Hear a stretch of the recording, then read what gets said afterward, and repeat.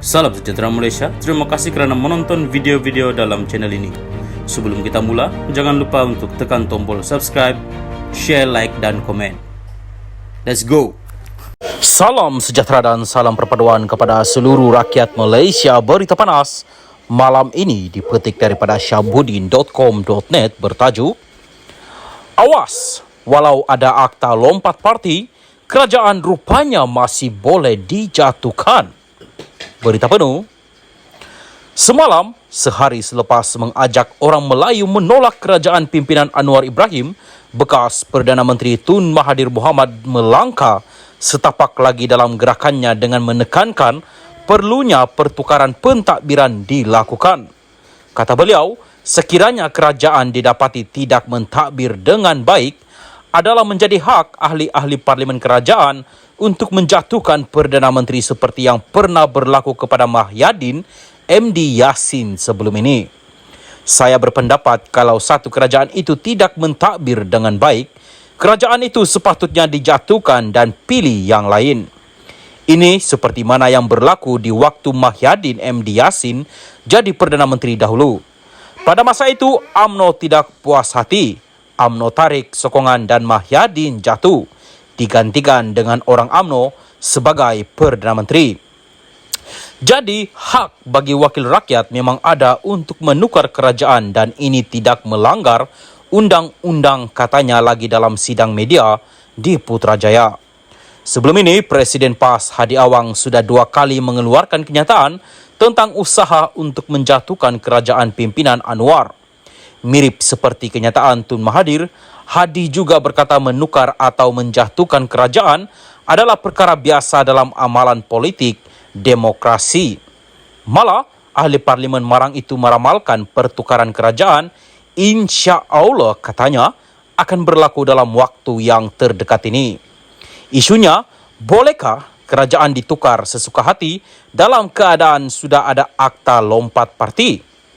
Saya sendiri sebelum ini beberapa kali menulis bahawa menukar kerajaan adalah teramat sukar, bahkan hampir mustahil kerana berkuat kuasanya akta lompat parti sekarang ini. Dengan adanya akta lompat parti, sokongan ahli parlimen secara individu dan melalui akuan bersumpah atau SD sudah tidak lagi laku, sebaliknya sokongan mesti diputuskan oleh parti. Jika parti memutuskan menyokong sebagai Perdana Menteri, semua ahli parlimen parti tersebut terikat untuk turut memberi sokongan dan inilah yang berlaku selepas PRU15 lalu bila mana UMNO memutuskan memberi sokongan kepada Anwar Ibrahim.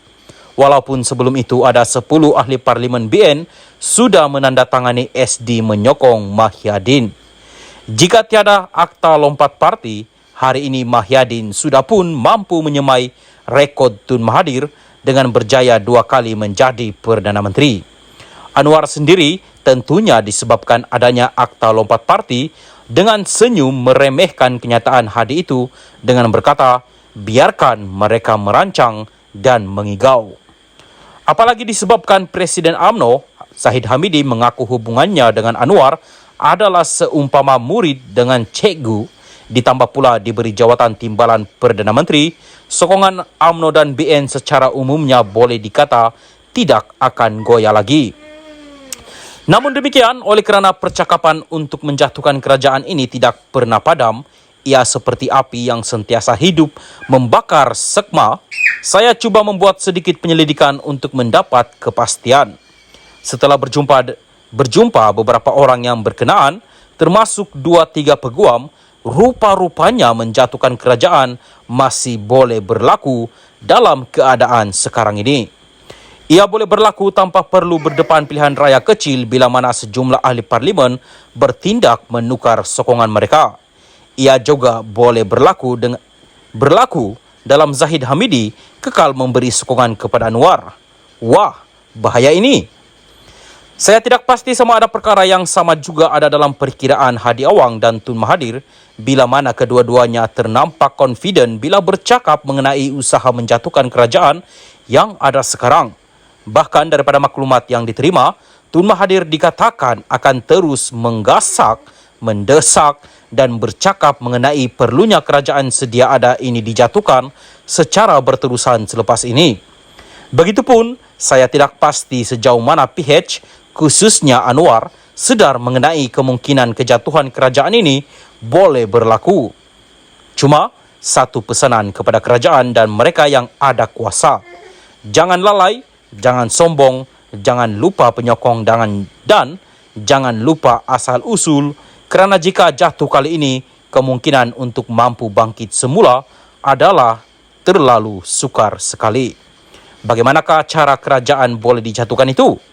Ini adalah rahsia besar yang mungkin ramai tak terfikir setakat ini. Jangan ada sesiapa cuba bertanya atau menghubungi saya untuk bertanya mengenainya.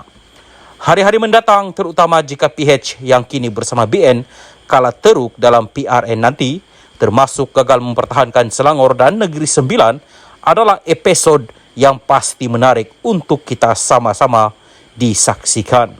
Syahbudin Hussein, 29 hari bulan 3 2023. Apapun yang dikatakan dalam berita ini tidak mencerminkan pendirian admin channel ini.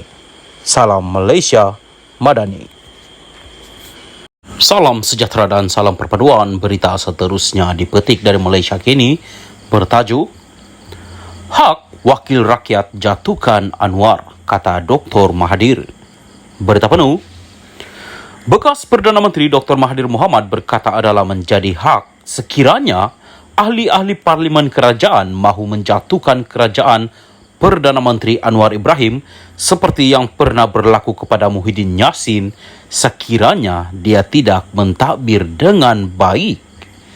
Saya berpendapat kalau satu kerajaan itu tidak mentadbir dengan baik, ahli partinya sepatutnya menjatuhkan kerajaan itu dan pilih yang lain.